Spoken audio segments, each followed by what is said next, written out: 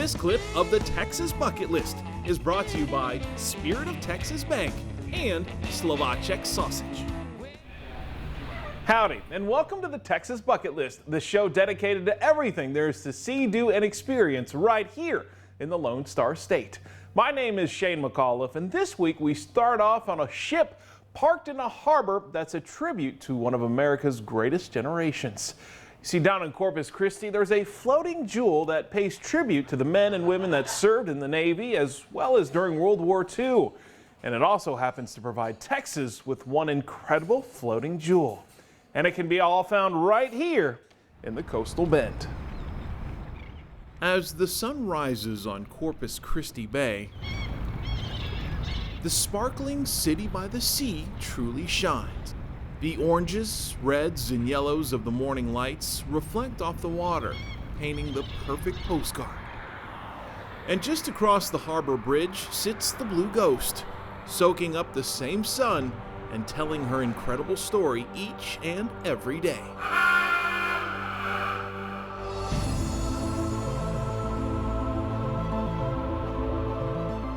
Commissioned in 1943, the USS Lexington earned the nickname the Blue Ghost after the Japanese reported her sunk 4 times during World War II, only for her to return to battle after battle.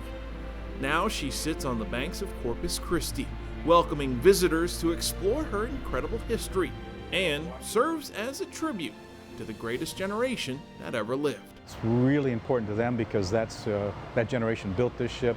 That generation really made it a National Historic Landmark through their heroism and sacrifice. Rocco Montesano is the executive director of the USS Lexington Museum, but this isn't the first time he set sail with the mighty Lex. I was a naval aviator and did my first carry and landings on Lexington, and from about 1962 till 1991, when she was decommissioned, anybody who was going to be a naval aviator flying jets off aircraft carrier got their qualifications on USS Lexington. With almost 50 years of service to our country, the Lexington has seen the world, fought numerous battles, and now at the age of 70, gives outsiders an incredible look at what life was like on an Essex-class aircraft carrier. Generally speaking, these ships were probably designed to last 5 or 6 years instead of 70 plus. It's really exciting to see how they lived and the work that they did and how important our military was and still is. How much they did with them is just amazing, you know, old school. Awe-inspiring, you know, to live in a place like this, out in the middle of nowhere. You know, if you weren't being attacked by the Japs, you know, you had nature to deal with. They did an incredible thing for the country, and that's something that should always be remembered and appreciated and respected. Colonel Kruger was on board a ship. During World War II, the USS Lexington fought in the 5th Fleet. For 21 months, she sailed the Pacific, destroyed 372 enemy aircraft in the air and another 475 on the ground. Add to that the 300,000 tons of enemy cargo sunk and destroyed, and you can see the incredible impact the Lexington had during the U.S. war effort. But with those precious victories, some had to pay the ultimate price. This was hit really twice. The Japanese tried to hit her a lot more, but she was struck by a torpedo back aft and then hit by a kamikaze. The kamikaze killed 50 and wounded over 130. So yeah, it did its share during World War II and had its share of casualties. Aircraft carriers were a big target of the Japanese kamikazes because that was the big threat. And so, you know, not only did she get hit, but she shot down an awful lot of kamikazes as they were trying to hit her. The scars left from those attacks on the Pacific can still be seen on the main deck, and getting a chance to walk, reflect, and just be amazed by the size of the 70-year-old carrier is a big reason visitors come to Corpus. I think everybody ought to see it, or at least, you know, shake the hand of a man that paid for it. Robert Campbell came all the way from Kansas to visit the Lexington because he has a personal connection to the ship. Yes, I do. My dad served on here. He was retired Navy, 22 years. As Robert and his wife Linda toured the Lexington, he couldn't help but think of the man that dedicated his life to the Navy. How neat is it to be able to walk in the footsteps of your father? Really cool. Just really cool just to see what he saw, you know, and be up here. Grandfather was in Korea. I had a uncle who was in the Army, and current cousin who is 101st Airborne in there still. Luis Garcia's family also has military connections, and that brought him up from Harlingen to learn more about the U.S. Navy history.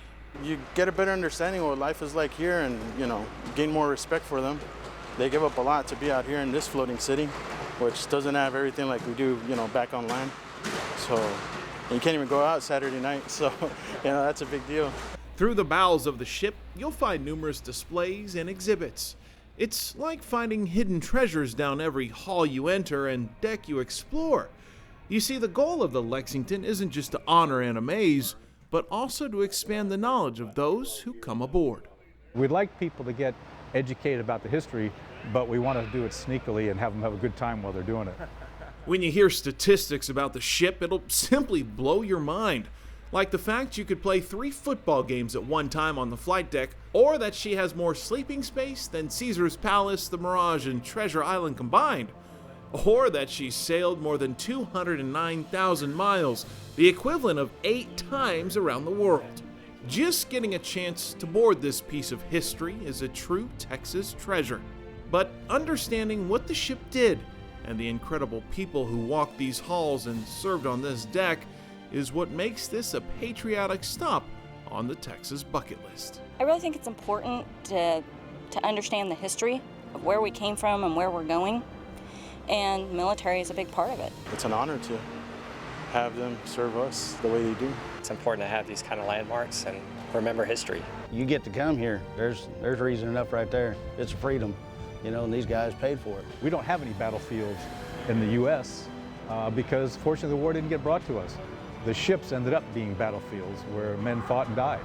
So it's important to preserve it as a battlefield and try to let people know, just like Gettysburg serves to remind people of the Civil War. Monuments like this serve to remind people what World War II was like.